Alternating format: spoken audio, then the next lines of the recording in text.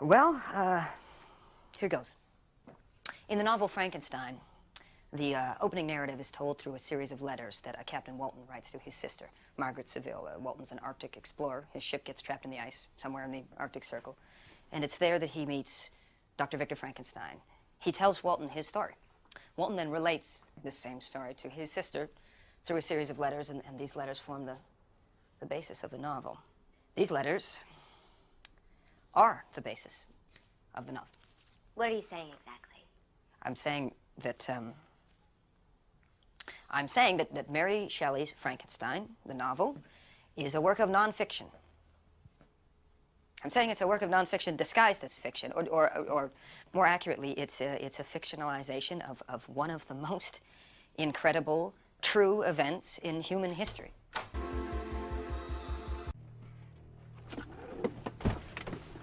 The Illuminati was a secret society that was founded at Ingolstadt University in the late 18th century.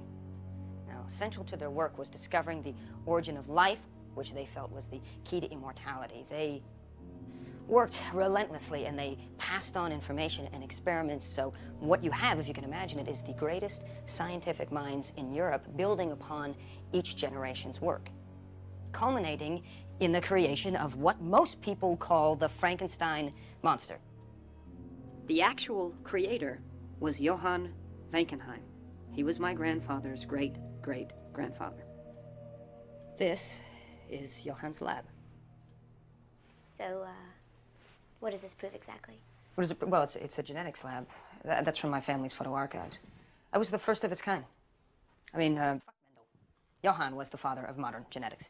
His work predates Mendel's by over half a century. While Mendel was splitting peas and fooling around with flowers, Johann was bringing something miraculous into the world, something that's never been done before. It hasn't been done since. And who do I read about in a textbook? At any rate, in this lab is where he created him. Can you explain that? The technique? No, I can't, unfortunately. The technique is lost.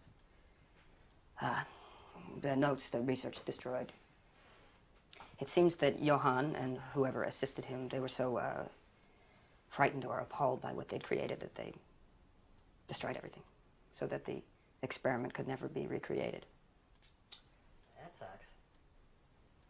That sucks? Yeah, it sucks. It sucks because it means no matter how much evidence I collect, no matter how much data I collect, my theory will never be accepted until I find him. And I can say now, with the utmost confidence, that the Frankenstein monster is real. That he exists, and he's alive now. And I think I can find him.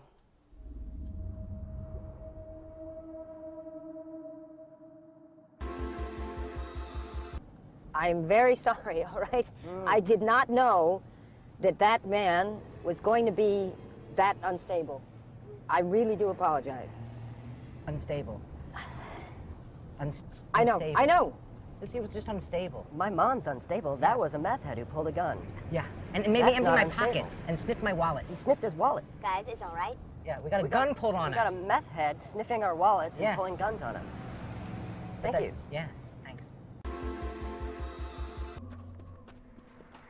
Johann wanted to cheat death. That was the point. This creature was essentially an experiment in longevity.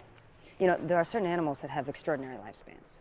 Giant tortoises, for example, can live to be 300 years old. Some species of birds can live to be 200 years old, sometimes more. So Johann would have combined the DNA of these animals, theoretically, with human DNA. And what you would have is a creature that could live for centuries, whose body would resist disease, would heal itself, would have immense strength, stamina, intelligence. I was kicking it with Frankenstein. I was kicking it with Frankenstein. I was kicking it with Frankenstein.